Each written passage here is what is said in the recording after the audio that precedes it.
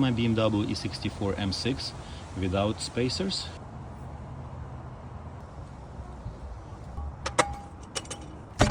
Wheel spacers installation is pretty simple. You just need to remove the wheel.